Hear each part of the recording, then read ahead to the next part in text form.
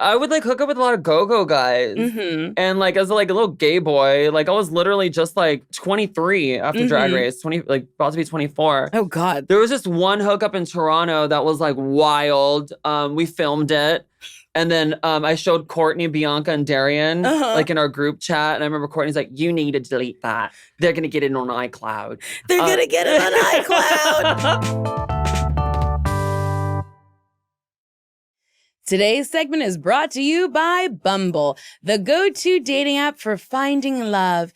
If I scroll on your profile and it doesn't look silly, we're not going to match. If your opener doesn't make me laugh, I'm probably not replying. Banter is key. And I want someone who can match my silliness. That's why I love that Bumble has prompts. Like you can throw a little weirdo energy into your profile and see who vibes with it. Bumble offers tips in moments you might need them to help you on your dating journey, so you never feel alone when dating on Bumble. It's like having a dating coach in your pocket. So what are you waiting for? Start your love story on Bumble. Ooh, baby, welcome to another episode of Why Won't You Date Me? A podcast where me, Nicole, has been trying to figure out why I'm so single, even though you could come in a binder and tell me it's paper. My guest today is a drag legend, singer, songwriter, and actress who first blew up on American Idol before becoming one of the most iconic queens on RuPaul's Drag Race. And she's in the upcoming movie Hag on Tubi, and I'm so excited she's here. It's Adore Delano! Wow, what an intro. Thank you. It's one of my favorite things to do. The build-up. I love an intro. Nice little foreplay, the podcast. Just getting you a little comfortable before we fuck. So we literally dive in. Adore, truly, thank you so much for being here. I'm a very big fan of yours. Thank you. I think you're wonderful. You're stunning.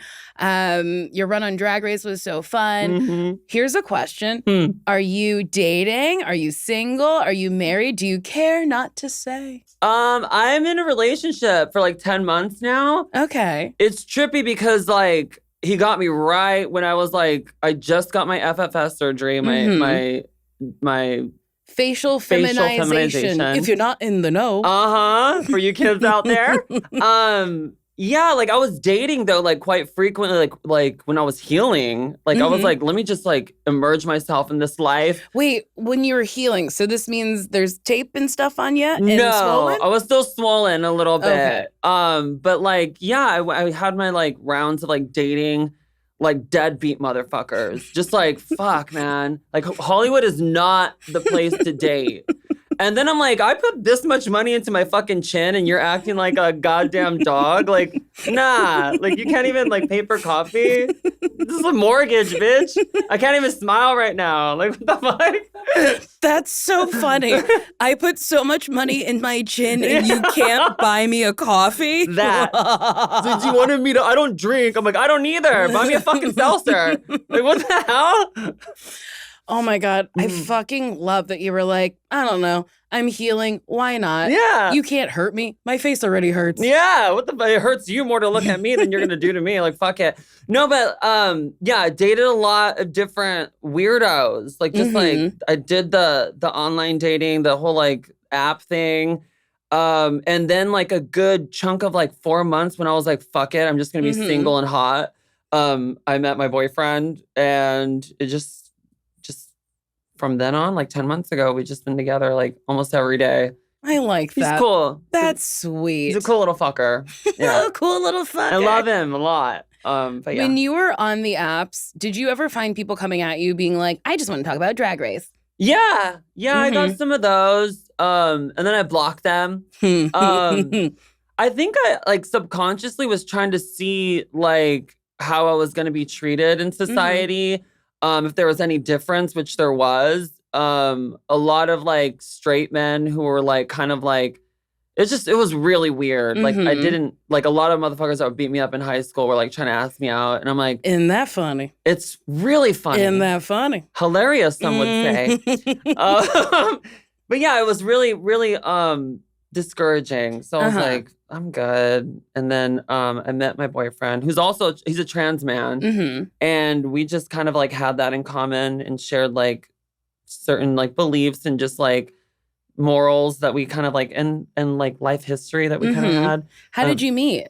Well, he slid into my DMs on Instagram. Okay. On a couple of my thirst traps. And then I was like, I don't want to meet anybody like by myself anymore. We're gonna go out to like karaoke and watch a drag show with my friends. And if you want to come meet us out. And then I met him, and then we went on a date like a couple days later, and it was like for 9 hours just like talking. And I was like, wow. It's funny how people can talk. And then when you like each other, funny how you could just talk. About life and things. And I was comparing that like subconsciously too, like to like the other motherfuckers that were just like waiting for me to shut up while I was talking because they wanted that goal. They're like, so what's going on under those baggy pants? It was like very that. And you can feel that energy from that. And I was like, none of that was happening with my boyfriend. And I was like, okay, this is cool. We're talking about like life and like stuff that we like, as opposed to like, hurry up, bitch, shut up. Yeah. You got any roommates? Let's go to your place. Shut up. Yeah. Shut up and fucking fuck me. I really love that you took the time to be like, okay, this person and I, we like vibe. We can have a full conversation. Yeah. We have the same life views and whatnot. I love that so much. Yeah. Congratulations. Thank you. He's a good guy. He's got good parents. He's cool. Yeah. Cool sister too. And this might not be interesting to talk about, and you can tell me. No. It's not. So this is not your first time transitioning. No. When I was a teenager, I came out when I was 15. And I was transitioning in school. Like, there was no, like, verbiage for it, but my mom and I had to talk about it, like, what the plans were after I graduated. And then it's trippy how this all worked out, though. Because then I, like, threw away all my clothes, tried out for American Idol, and, like, did as much as I can to kind of suppress it. Then drag came, so I thought I can, like, compartmentalize the femininity into a character. And with a lot of money and extensive therapy, I realized that Adore is me and I am her, and she's not going anywhere. And God damn it, we're gonna make the best of it and look as hot as we can. We're gonna do it. But yeah, it was not my first time transitioning. This was just like the trigger that I finally pulled. And I was like, it's not too late, whatever. No, it's never too late to live your authentic life. I also really love how supportive your mother was. Yeah. Like, let's have a game plan. Let's talk about it. What are we gonna do after graduation? Like, that's so fucking sweet and, like, really nice. Yeah, she's a golden one for sure, especially for the time. Like, this is, like, 2004, like, and, like, in an area and, like, with family members that aren't very understanding or, like, you know, I come from, like, a Chicano kind of, like background, very, like, gangster vibes. They didn't know what the fuck that was, and my mom was very protective, and so were my brothers. They were very, like, understanding. She just kind of raised us to just be, like, do what you want to do. But she's like, she even tells me, like, I knew since you were like 1 or 2. Like, it was just like, you were a little girl. Like, you always were. Like, but yeah, I'm very grateful for that shit. This fucking warms my heart. Yeah. I genuinely love that.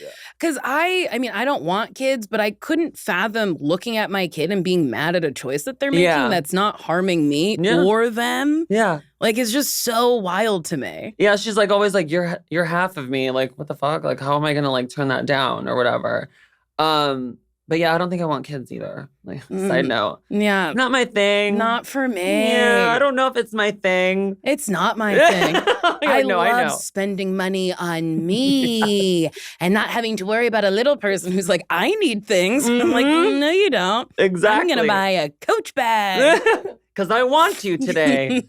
Exactly. I'm like, no, I'm not transitioning at 33 and be like, you know what? I want 3 kids. Like, bitch, give me like 3 decades. Fuck. Like, I'm good. Was the surgery, was it painful?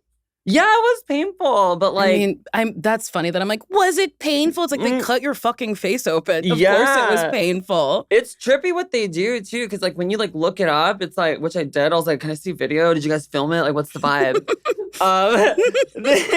They like, I did like 8 different surgeries on my face, but they were very like subtle. But yeah, like they like cut my head, like lifted it, took the strip of my head that they cut out and like implanted those hairs to lower my hairline.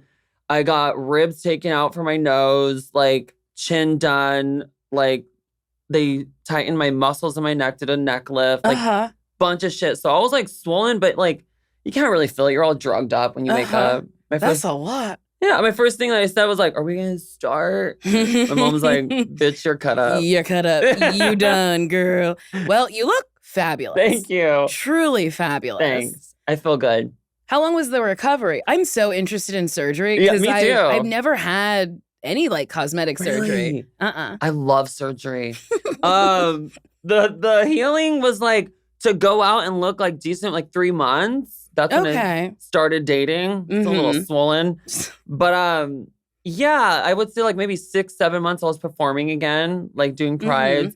And it was like all tightening up around like 6 months, 7 months. It was just like you can see everything. You said you had a rib taken? What you had what? Well, they like scrape cartilage from like underneath your ribs to like because I had a revision because I had a nose job in 2016. And they so this is like my rib cartilage on my nose. Science is a beautiful thing. That is so wild that some person was like, let's take the rib. Yeah. And we're going to pop it right in that nose. Yeah. Rib nose. Rib nose. I got a little bit of a rib nose. No, but that shit hurt. But that's fine. And my mom's like a nurse, so she was like, wasn't letting me like take any like of my like medication. She's like, you're fine. Take Advil. And I'm like, I'm dying. Can't even laugh. My ribs are all bruised up.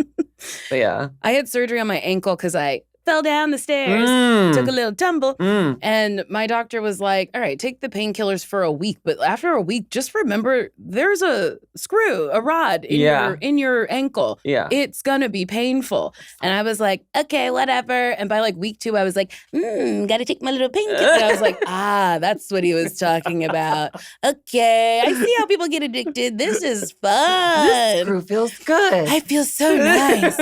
Have a glass of wine and go swimming on my couch. Wine and pills.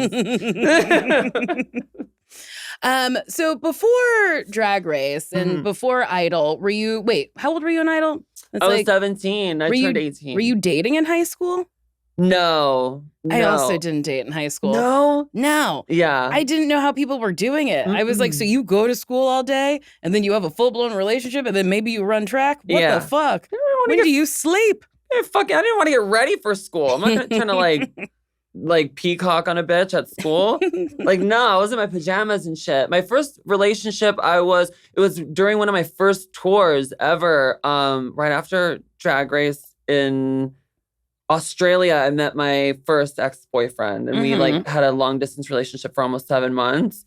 And then they were in Australia and you were here? Oh my God. So we just like go back and forth by Very Oh my God, you go back and forth. That is a long fucking flight. Yeah, dedicated motherfuckers. My God. It was intense. But yeah, it didn't work. I wrote an album about it. Got some tattoos after we broke up like an idiot.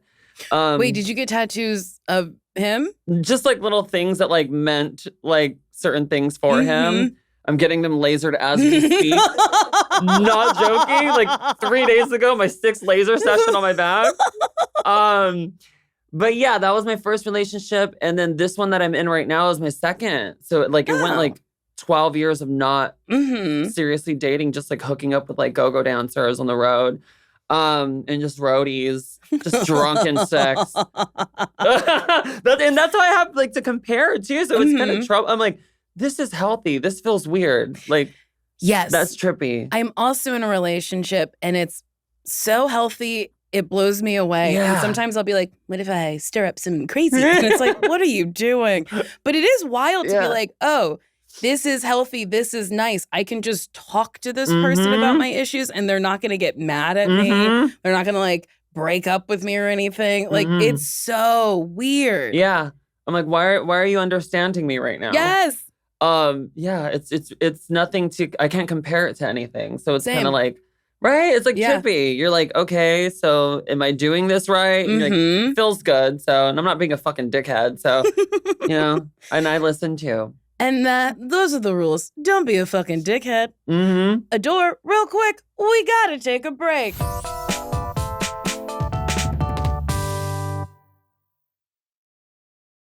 Today's segment is brought to you by Bumble, the go-to dating app for finding love. On this show, you know I'm always talking about how important banter is. If someone can't match my silly, it's not gonna work out. And that's what I love about Bumble. Their prompts are perfect for showing off your personality. You could put something funny, weird, or just totally you in there and see who responds.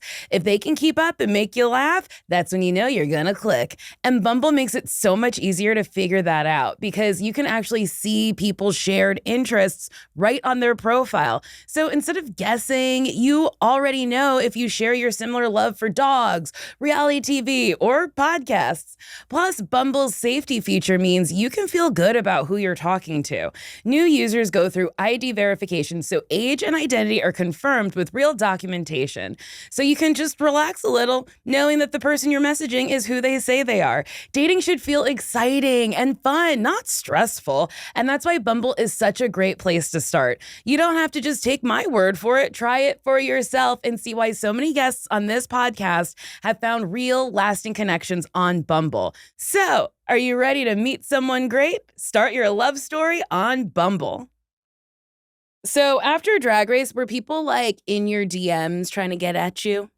Yeah, I think but you can like, one thing that American Idol taught me was like, because I was a teenager on that and I was like partying in Hollywood and like learning how to like weed the hungry tigers, Paris Hilton used to say on Simple Life. You can like smell them out. But I mean, like I would go for it when I was like drunk. Like, whatever, you live once. We're not serious about this. I'm never going to see you again. Just don't steal my laptop. But it's like, yeah, like, and you would weed through them and just be like, whatever. But I was on the road a lot and kind of dealing with it in person and not caring. I was like, whatever, I would do it too. Like, this is gonna blow over soon, so might as well take advantage of it. What's one of your wildest hookups? Wildest hookup? Oh my God, there's a lot, girl. Like, what? Like, sometimes I'm even like, what the fuck was that? Like, why did you do that? Probably in Canada. Like, I would like hook up with a lot of go-go guys. And like, as like a little gay boy, like I was literally just like barely, I was like 23 after Drag Race, about to be 24. Oh God. That's so young. It's wild. That's so young to be like thrust into the spotlight. It's wild. Making money that you've never seen before. Yeah. And you're 23 years old. And do anything that you want to do around the world. You're like, yeah, like what the fuck? A go-go wants to have sex with me? That's crazy. Yeah, probably just like the go-go vibes and just like hooking up. There was just one hookup in Toronto that was like wild. We filmed it. And then I showed Courtney, Bianca, and Darian like in our group chat. And I remember Courtney's like, you need to delete that. They're going to get it on iCloud. They're going to get it on iCloud. And that was wild. I would like do some of that weird drunken shit. And yeah, like go-go's. I remember in Atlanta, I slept with like a go-go guy. That was just wild. It's like, ugh, like gross shit. Like in the meet and greet, like whisper shit in my ear. And I'm like, that, like, yeah. Here's my room number. Yeah. And one time I hooked up with this guy that was like a go-go guy and I had like acrylic nails on. And I was like so dysphoric about it. I was like trying to hide my hands like mittens the whole time. And I was like, this is not working. Like, I was just like, hey, like just caressing the chin with my knuckles. But yeah, just like wild go-go sex and finding out, or like Bianca and I would be out. She won't care if I tell this. And we'd like be out in like England and then I'd be like, oh, that go-go guy's hot or whatever. Or like that bartender's hot. And then I'd find out like she'd hook up with him like the same night. I'd be like, got him. Got him. Like, damn, man. She's like, too slow, fag. We'd be on the bus like the next day, too slow, fag. Like, damn it. That's a good Bianca. Yep. I once filmed myself fucking somebody. Did you? And I watched it back and I was like, in no way did I think that's what I looked like. Yeah, it felt right though, right? In the moment? It felt right. But watching it back, I was like, oh no. Yeah. Oh, we gotta change some of these, the way we're arching and what we're doing with our body. Yeah. I used to snore a lot and I have this snoring app that you just like put on while you're sleeping. And I left it on once, and then the dude I was seeing, we ended up fucking. And then I was like, now I have to concentrate on what I sound like. Oh. Because, like, I've seen what I look like, and that was a trip. But then I was like, just the podcast of sex was so upsetting. Yeah, you hear the audio back? Oh, my God. I was like, oh. Yeah, it's like cringing yourself to death. Yes. Yeah.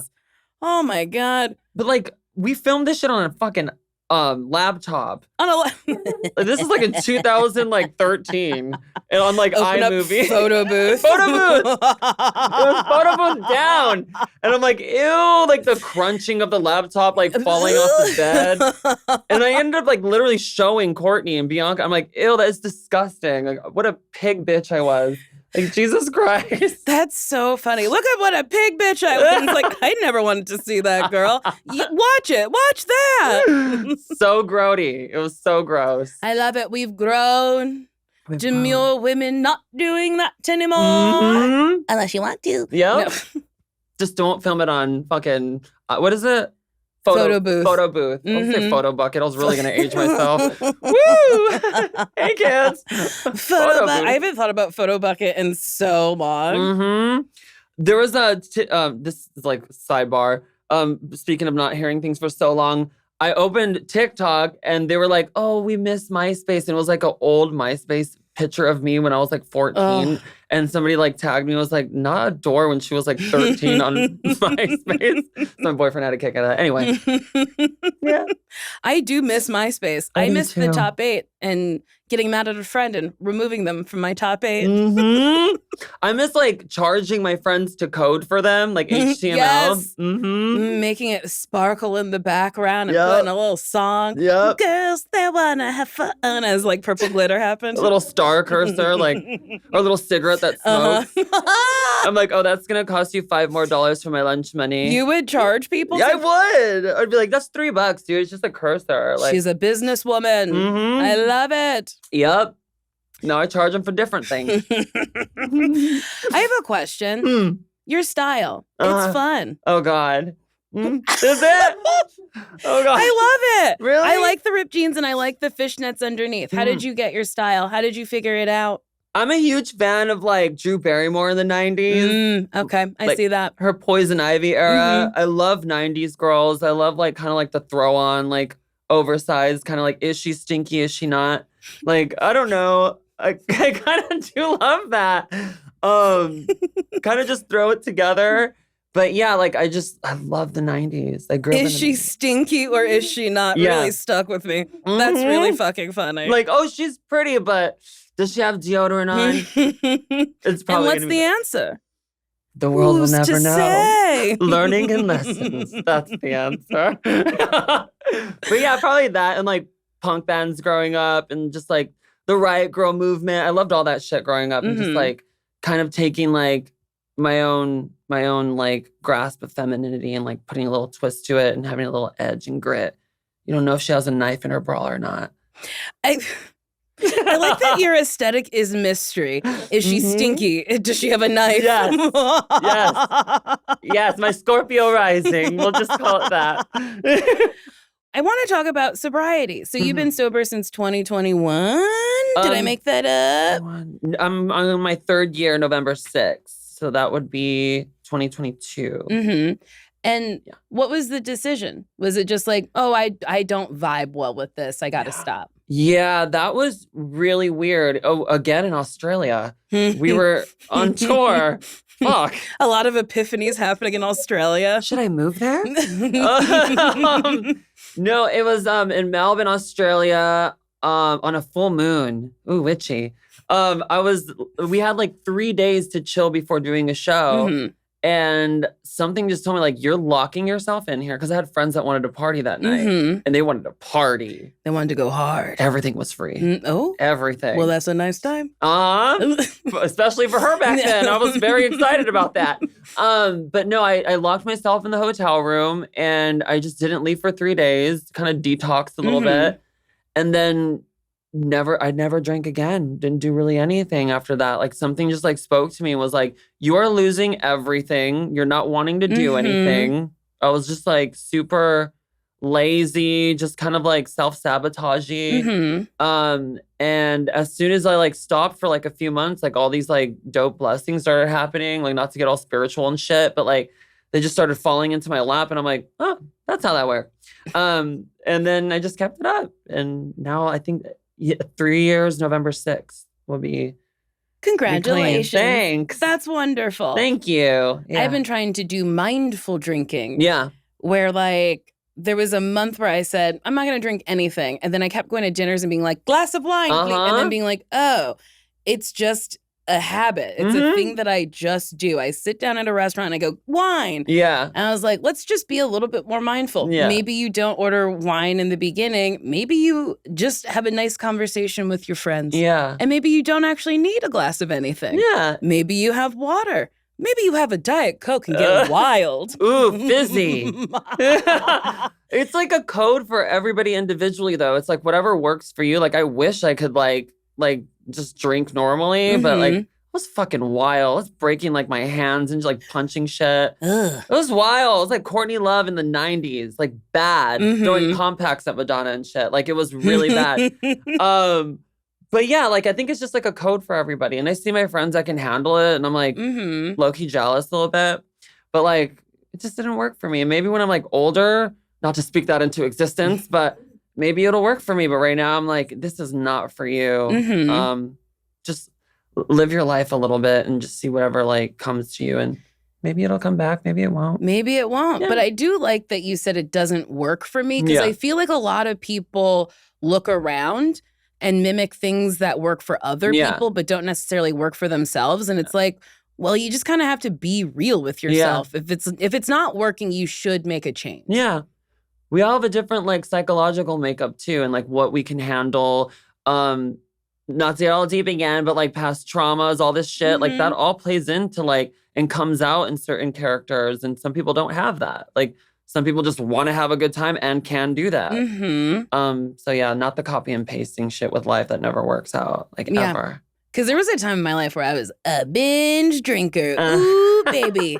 She'd knock back 10 vodka sodas and then be like, oh no, I have to sleep for the whole next day. And it's like, well, that's not working. Yep. I have to maybe drink half of that so I can wake up and do anything the next day. That was me. Yeah, you just have to kind of like sit with yourself and be like, is this good or is this bad? Yeah.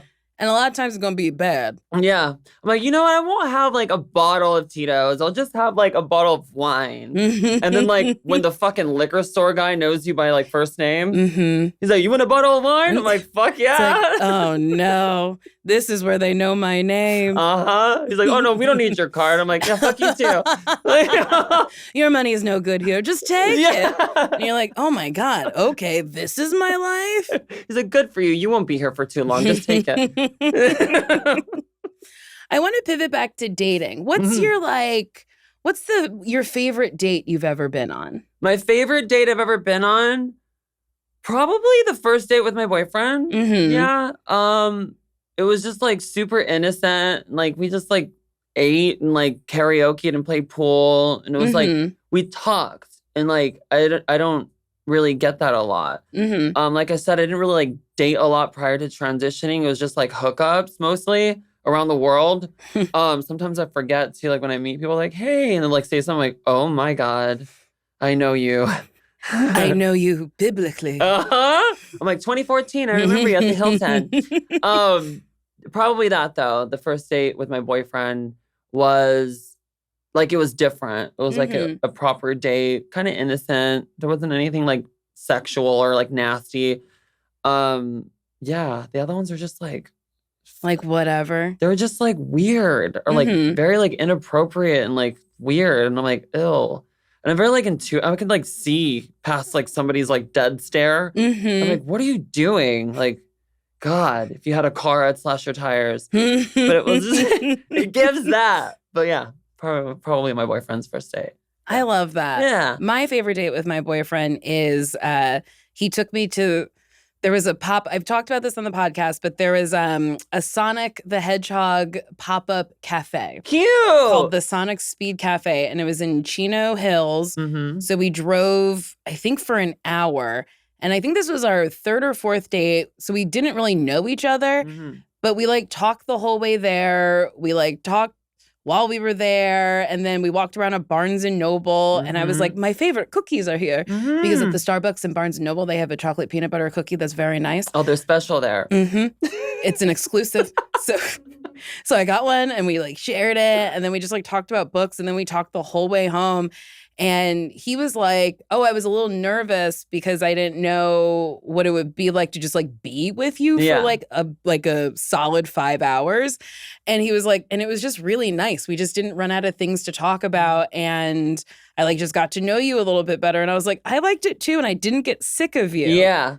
And it felt different, right? You're like, oh, wait a minute. This I was warm. like, oh, I think I could spend all my time with this person. Yeah, it's totally different. And you're like, oh, that's what they talk about. Okay. Like, and it's like weirdly innocent and cute, but you're also feeling things. Yes. You're like, this is different. Yes. We were truly walking around Barnes and Noble and I was like, I hope he kisses me. Oh, cute. And he'd already kissed me, but like, I was like, I want more kisses. That's what you're supposed to be feeling. You're like, okay. Yeah, it was definitely different. You can feel a different spark for sure. Do you know what you're going to do for your 1-year anniversary? No, I don't. No, I just met his family in Connecticut. So I'm like, I want to go back there because it's super Hallmark card vibes. But yeah, probably go visit his family and do something or like do something different outside of LA. Adore, this is so sweet. Just wholesome shit. I just love it so much. Yeah, I'm boring. How was meeting his family? Were you nervous?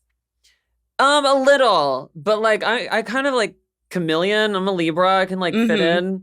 They're very like easy to talk to though, and very like they just spark up conversation super easy and kind of make you feel comfortable. They're one of those families.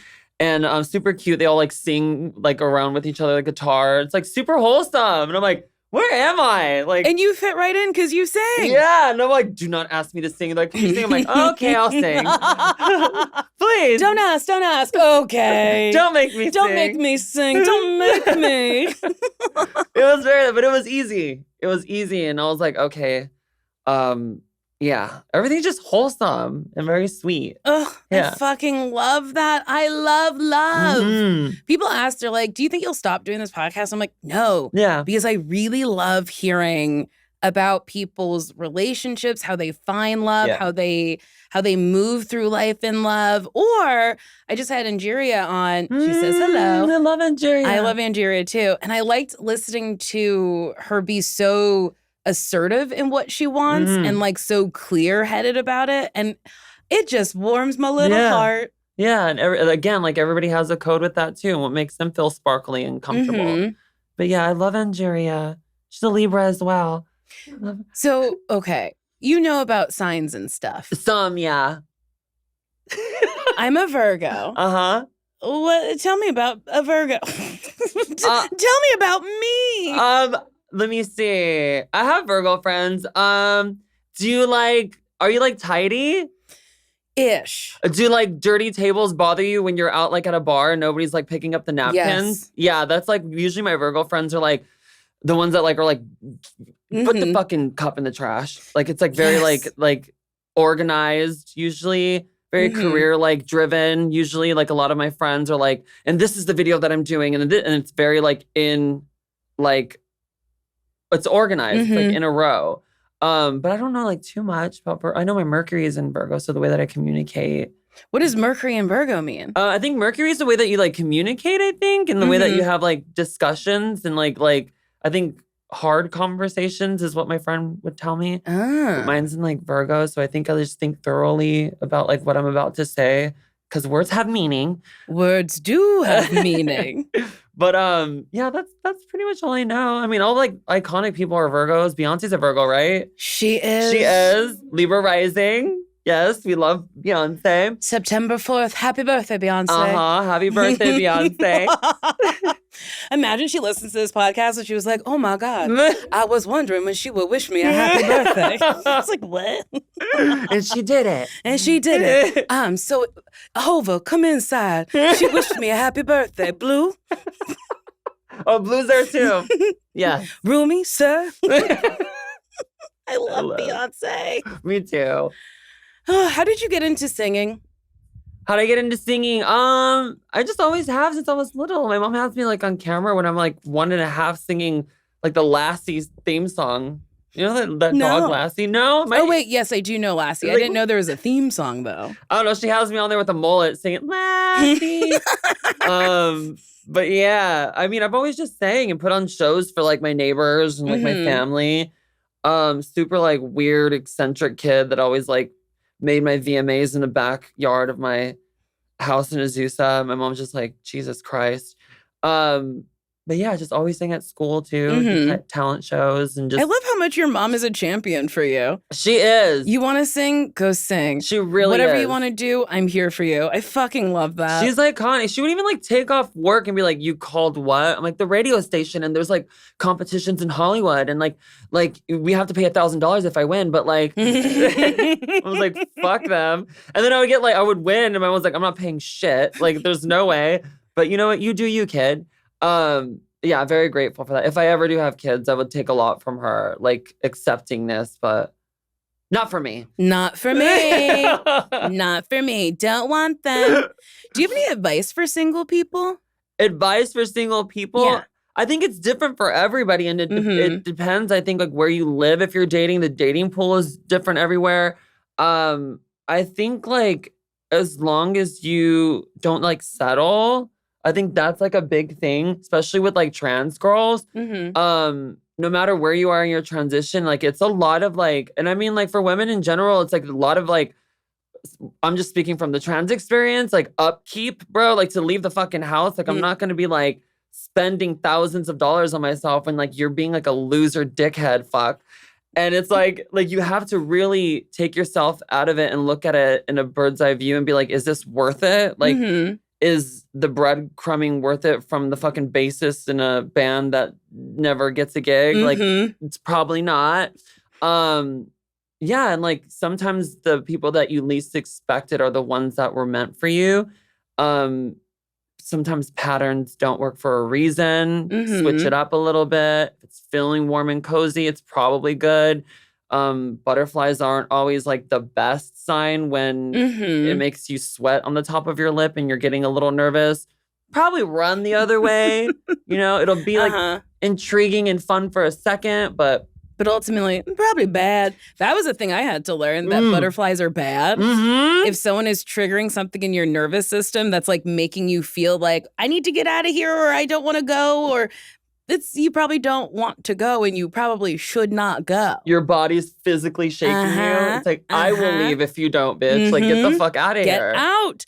I did love that you said you invested so much in yourself that like other people should meet you there. Yeah.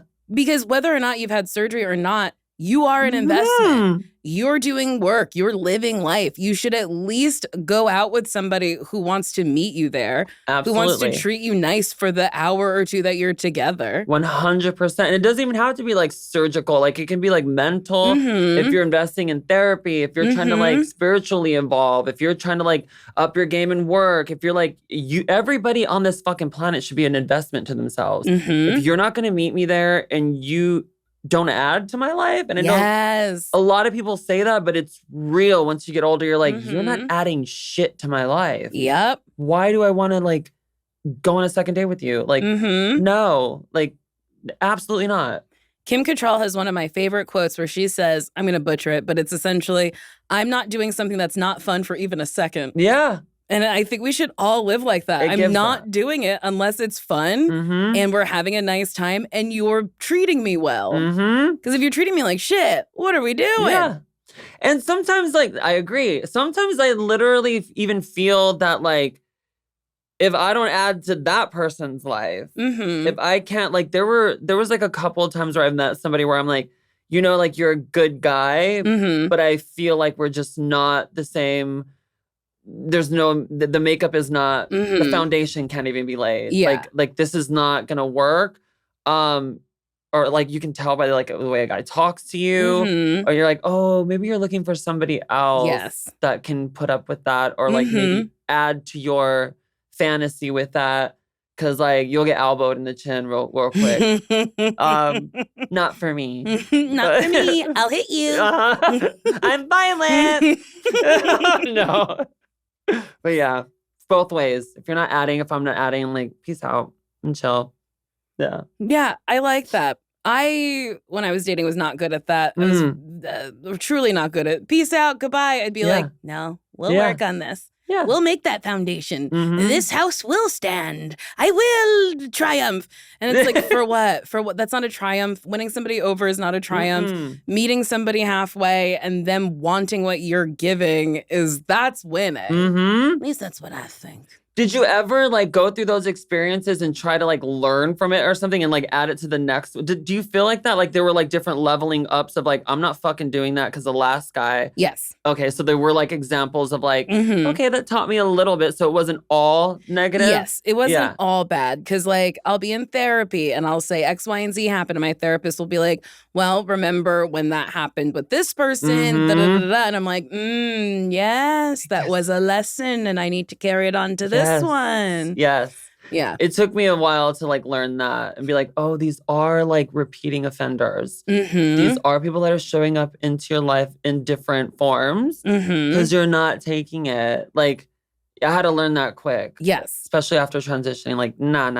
Like, you are literally in a cloak and you are the same person. Like, no, I'm good. But yeah. Lessons and learning. That's the basis of life and it's beautiful. A haiku poem. I'm curious. How did you get into drag? It was not too long after Idol, actually. I was 18 years old, 17 when I did Idol. Then I turned 18 and then I started my first drag show at 21. I was going at 20, like just sneaking through the back of Mickey's. But I saw Raven, who I'm like a huge fan of. I would just like watch her. Was this at Showgirls? Showgirls at Mickey's in WeHo. I was obsessed with her makeup. So I would just like sit there and watch her do her makeup. They were super kind enough to let me like come early and like see them how they do it. Entered a competition with Laganja Estranja. She was like my homegirl back then in the drag scene. And then won my first competition. And then it just kept like snowballing after that. Then I hosted like my own show in Costa Mesa for like 4 people for like a good like 5-6 months.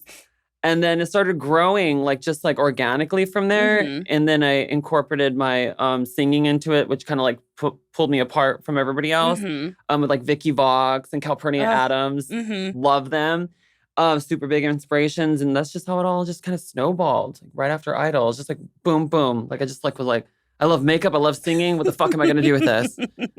And what was your experience like on Idol? Idol seems like a huge machine where they truly just churn out so many fucking people. Huge machine. I was a baby. I remember being like, I'm going to get on that show when I'm old enough. Then they had like that run of American Juniors for a year. And I'm like, got to do that. My mom's like, no, the fuck you're not. She's like, grow up first, graduate, which I don't even have my GED. But you don't need it. You don't need it. Plot twist. No, but yeah, like it was super huge. I didn't know what the hell I was doing. I just knew that I wanted to sing and do something with it. And that was like, I was like one of those kids that would call like radio stations for like singing competitions. Needed to get out of where I was from somehow. And the opportunity presented itself when they were doing auditions in San Diego when I was 16. Made it to Hollywood Week then got kicked off and then came back the year after and just like got me in front of like millions of people. And then I started doing YouTube and then drag came right after that. Who were the judges when you were on? I got the last OG judges, Paula, Simon, and Randy. It was the year before they switched it up. But yeah, loved Paula. That was my girl. I love Paula. Paula is so, I don't want to say spacey, but like she's just a lady who really lives in her own world. And I love that for her. And weirdly good at TikTok. Like, I'm like, who the fuck is behind this? Like, she's like on top Probably of all her. Her. Everything on TikTok. But I'm not on TikTok. You're not? I don't do it. Oh my God. Well, I haven't posted in like a few months, but I get it. It's just kind of like, Do you scroll at least? Like, no. No? It's because I've explained it before. The interface is like in dark mode. So and my phone is not in dark mode. Yeah. Because the dark doesn't give me the dopamine that I want. I like it light and bright and airy. Good for you. I wake up and fucking scroll for coffee. So I scroll on Instagram. I love Instagram. And it all aggregates to Instagram. I'm just very late on trends. Yeah. Reels, Instagram Reels. Yep. Yeah. Love them. Love them, love them, love them. Same. So you did a movie in South Africa, which is really fucking cool. Is acting something you want to get into a little bit more? Yeah, that's what I want to make. Like, acting is what I want to make my main, like, career. So, like, I want to have that be my main focus and touring be kind of like my day job. I love touring. Like, I'm never going to stop doing that. But, like, I use my career as, like, kind of like in... like economic system to fund my acting career. Like I want to really take that serious and like so like just starting in horror. I'm a huge fan of horror movies, a huge fan of slashers, and I was like, hell yeah, like South Africa, like you want me to do a movie? Are you sure? Like I haven't had any classes. I haven't had any classes. I could die. And here's the thing: they'll never ask you if you've had a class. No, nope. And I've done the classes, and she's got a certificate. Oh my god, says she can act, and nobody's asked to say it. I can dodge the classes. You can definitely dodge those classes. Yeah. But what was it like shooting a scene where you had to die? It was wild, very like brutal. Cause like not to give anything away, like, but like it was very physical. And there's a fight scene in it, and she's like really pulling my hair really hard by my ponytail, and I was like cracking my neck. And I'm like, girl, I'm gonna be 36 years old. You are 27. Like, watch the neck. But yeah, it was like really physical and a lot of not having to worry about being pretty. Like, love that shit. Like, I want to get gritty and gross. I scared the shit out of a lot of the people on set, though, so that's cool. They were like, are you okay? Like, that was really disturbing to watch. I was like, it's acting. I'm an actress. You were disturbed. I made you feel. Like, is that what you people do? You make people feel, don't you? No, it was fun. It was very disturbing, very fun. We did ADR for it recently, and I was just like gurgling water. It was super fun. Just like different thrill, like a different like rush for me. I was just having so much fun creating it, watching the blocking and other actors doing everything. I was just like, I don't know, I just had a lot of fun. And like Cape Town, like why not? It's just dope.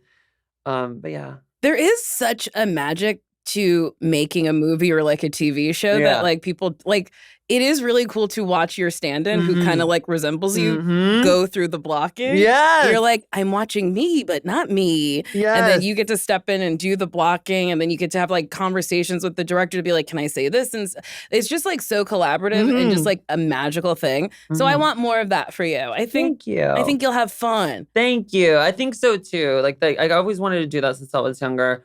But yeah. Watching the body doubles is hilarious. I'm like, oh, they got platforms on her ass. I'm a tall bitch. I'm a Anna Nicole Smith ass bitch. Like they got her in a high pony.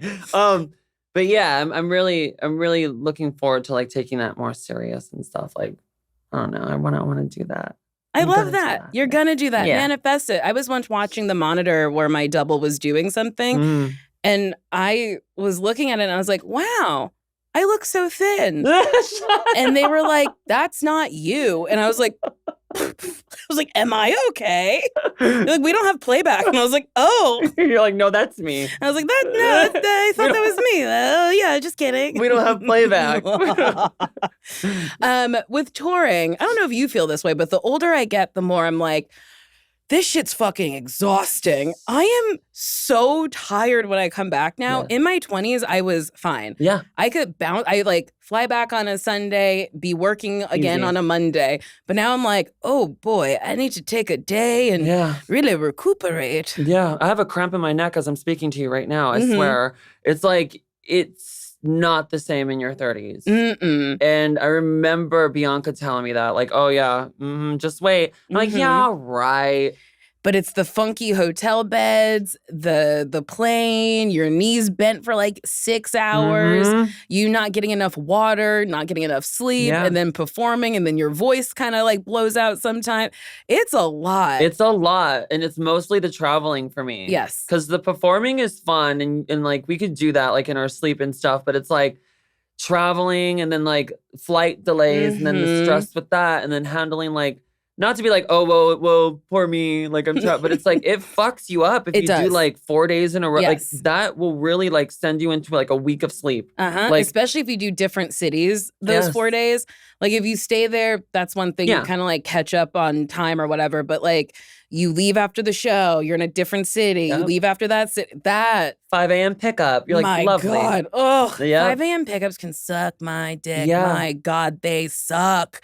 The sun hasn't come up yet, and you're like, will I ever see the sun again? Where am I? Who am I? Where's my mom? I need her. It's a lot. The traveling is a lot. And I think like that's what I was like kind of like putting into perspective. I'm like, how long do you want to do this? Like, what is your main like goal in life? Attack that. Like doesn't mean I'm going to stop doing that, but it's also like put your energy into this and see what comes. And cool things are coming. And I'm like, oh, I'm going to do that. I'm gonna fucking take it serious. But I still love touring. Like I also really love touring. I know I just shit on it real hard. Fuck you, touring. It's a love-hate. It is a love-hate. And I just put up some like boundaries for myself. Like I stopped doing meet and greets because there was just something about doing a show, doing a meet and greet, and doing a show, and then doing a meet and greet that I was like, so now I've tacked on an extra 2 hours of not even performing, but like being on. Yeah. Because I would hate for someone to come to a show, do a meet and greet, pay the extra, and I'm just like, no. Nice to meet you. And it's like, no, I'm going to engage with you. I want to talk to you. I want you to have an experience. But I'm like, I just physically can't do that part anymore. I would even argue that like the meet and greet is part of the performance because you are on. Yeah. And I remember Bianca telling me like as soon as you get into that car and like if you get picked up from a promoter or somebody that's like linked with the venue, you are on. You are on. Yes. You have to be pleasant. You have to be nice. My mom used to tell me that too, but it's like I always have to be on. Like as soon as they're in baggage or something, you're like, how are you? Yes. Like, did you have a good day? And it's funny to be like, yes, being polite is part of the job, but like it is. And there are times where like, you know, someone's picked me up for a show or whatever. I don't feel like fucking talking. I'm tired.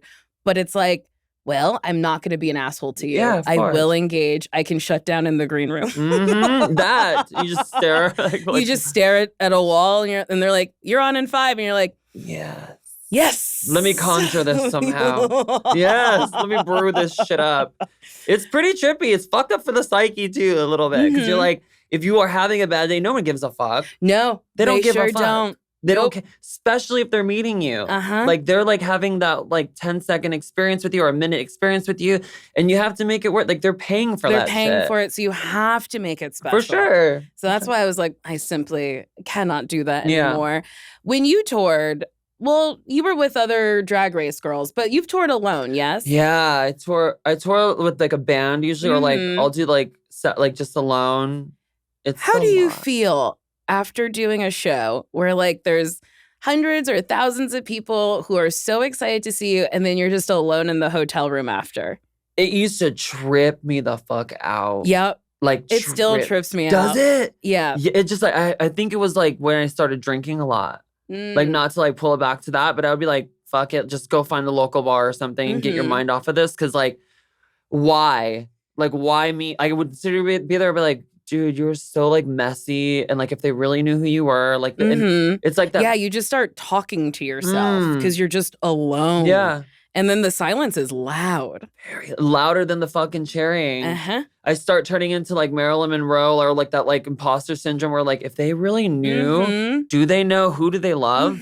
Like we're all like just people, and like not to act like I'm like oh fucking, but it's like this is wild and like why me? I would always think that like, and like I started to resent it a lot. But yeah, now I'm like order Taco Bell, shut up, go live if you feel lonely. Or like call your mom or something. But like, I still do feel it though. Like if it's a big show, I'm like, oh, like it's so quiet. And you're just like, okay, take your lashes off and go take a bath. Like just like chill out, order some food, chill out. Like, and just like be one with your, I said this before in this episode, be one with yourself, check in. Yeah. But it's nice to have a partner because now I can call him after shows and be like, can I like decompress? And he's always like, did you talk to a weirdo in the audience? Yes. And then I'll like tell him the story. And then it's just like nice that someone, I think the silence was loud when I was single because I was like, who do I have to share this with? Yeah. Because it is a very isolating experience. Yeah. And I'm like, who? Me?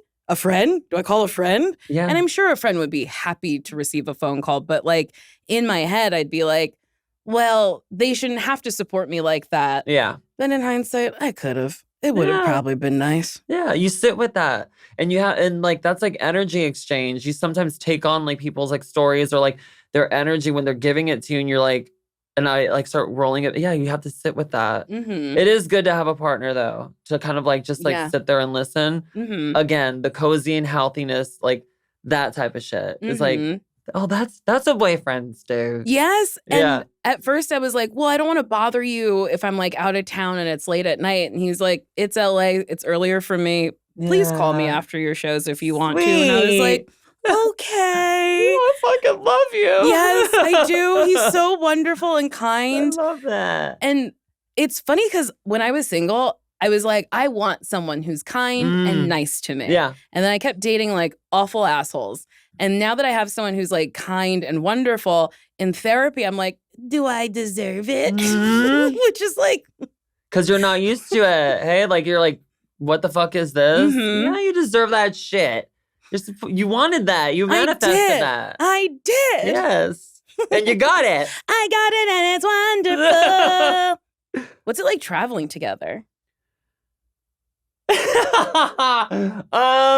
I like love turbulence on a plane. Like, you're the only person. That's the wildest thing I've ever heard. I love I love roller coasters and stuff. And I know like I feel like I have like a deep knowing that we're all gonna be okay. It just feels scary. I'm a thrill seeker and he like freaks out.